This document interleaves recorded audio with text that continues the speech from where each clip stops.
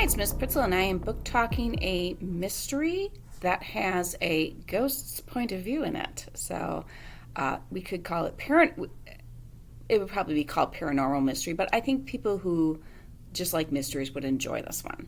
So the 2 points of view are Sophia, who's our what I guess we would call our main character, and she's a scholarship student at a private high school, so she goes to school with some people who are super wealthy and very entitled. She is the editor of the school's newspaper.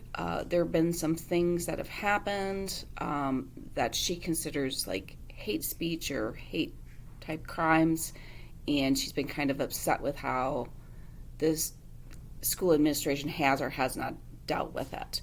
So one of them was something that happened on one of the school's social media, like Facebook pages, I think.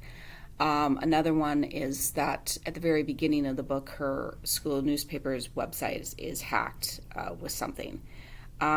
She's also had experiences with things happening at the mosque that she and her family go to. So Sophia, I'm trying to remember if Sophia was born in the United States. I think she was. Her parents come from India, though. And the other point of view is Jawal, and Jawal is 14 years old, so he's younger than Sophia. And Jawal did not go to her school, didn't go to her mosque, but he's also Muslim. His family, and he was born in Iraq. His family came from Iraq, and they had to because his father worked as an interpreter for the United States. So if they would have stayed in Iraq, he would have either been imprisoned or killed. So Jawal's story is that he's 14 years old and he comes to school with dressed up for his Halloween costume, and he was very excited. He had built a jetpack using the school's makerspace program, so it was all built out of recycled materials, but one of his teacher claims that it's a bomb, and 14-year-old Jawal is literally arrested, and then he's released.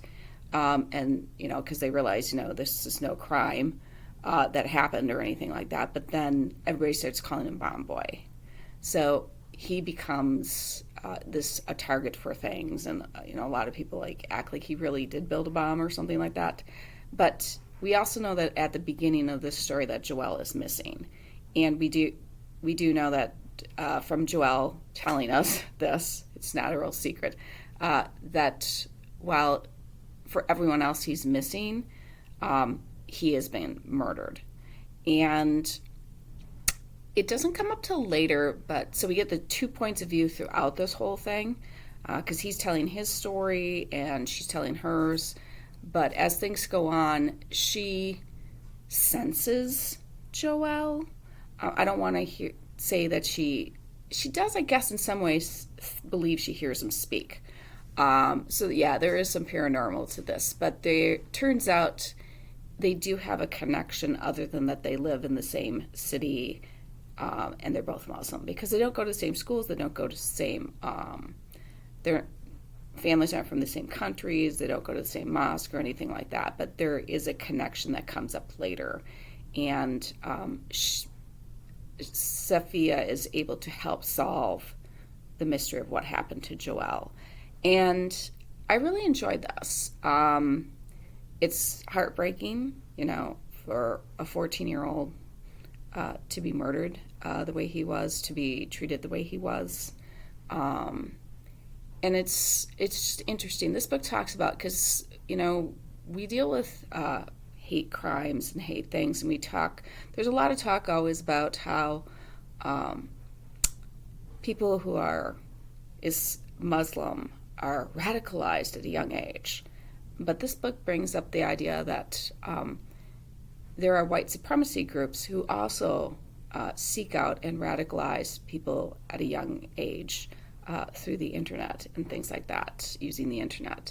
And so it was like one of those things where I'm like, man, I guess I kind of knew this, but I didn't really think about it that way. So I like it when an author can make me think about an issue in a different way and kind of bring something that either I didn't know about or felt like I should know about, or felt like, oh yeah, I guess I knew that, but I didn't really think about it that way.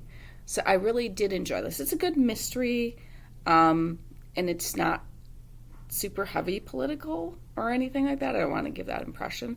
I did like it a lot, and I think Samira Ahmed has other books out, and I definitely want to check out her other books because I think this was a really good book. I have to like best book ever, and I reserved my fives very carefully. Definitely, I would have to put this around a 4.5 because I really did like it a lot. I liked the characters. I loved the ghost point of view, and I liked the whole story and all the things that were happening in it. And while it's not a happy ending necessarily, I thought it was a really good story. So if mysteries are your thing, you might enjoy this one, as long as you're okay with the paranormal side of it. If not, I will help you find something else because I really love that part of my job. So come on in. Let me help you find something. Have a fantastic day and keep on reading.